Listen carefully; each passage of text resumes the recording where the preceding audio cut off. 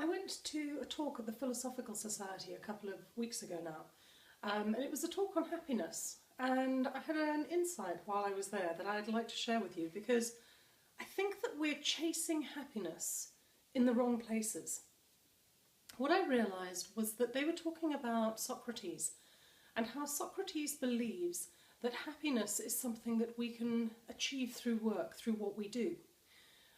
But most of us are searching for happiness in acquiring things, in getting things. And it was actually yesterday when I was helping out at the school with some gardening that I actually had an even deeper insight, which I'll go into at the end. First of all, this distinction. What I realised is that we have, well, I know this already, we have two things. We have emotions. Emotions come and go all the time. They, by their very nature, they're transient. They're like clouds in the sky. They shift, they move, they change. And they're also influenced by external things. So your happiness as a mood is influenced by things that are happening externally. Is your day running smoothly? Has someone given you a call and are they nice to you? Are you loved? Are you cherished? Are you safe? All of those things can make you feel the emotion of happiness. However, when you're driving along, you will most likely have different fluctuations of happiness, or not happiness, of emotions. If you go past an accident, for example, you might feel sadness, it might bring a memory, you might feel fearful.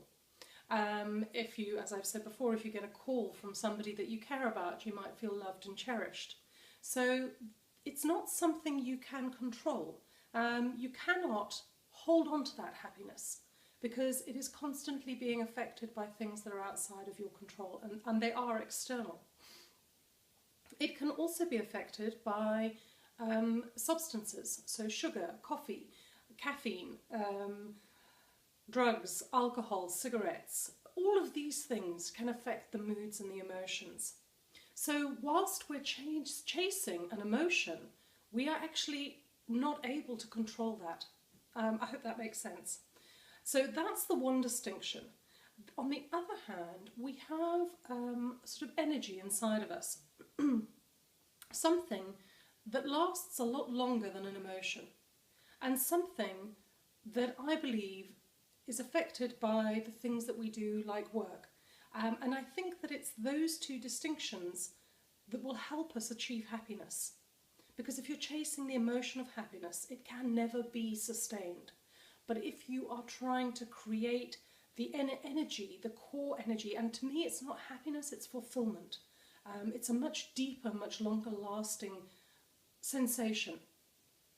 Also, what I realised when I was doing this gardening yesterday is that the emotions are affected by things, external things, by getting things, by achieving things. They're influenced by a gain, whereas fulfillment is achieved by giving. So it came to me yesterday because I was just so happy. It wasn't my garden, it was a school's garden, I was not getting paid for it, but it gave me such great pleasure to work in it and to look at the finished product and think, wow, that looks really great. And that feeling sustained me for a much longer period than anything that could affect my moods. I hope that this makes sense, because it is a bit of a sort of, the lady I was trying to explain it to yesterday wasn't quite sure about what I was saying, so I hope I've brought it across clearly. If I haven't, and if there's any confusion, let me know, and I will try and do another vlog and go into a bit more detail so that you can understand where I'm coming from more effectively. Ultimately, what I'm trying to say is that happiness is never going to be sustained through getting things. Happiness and the feeling of fulfillment, if you want to sustain it and make it last, is something that you get through giving service in one way or another. It's through giving of yourself to others, to the world, to the universe. And that, I think, is where fulfillment and happiness, true happiness, actually comes from, and it's a much, much deeper level than the emotional one. I hope you've enjoyed this vlog, and I look forward to speaking to you again next week. Take care. Bye-bye.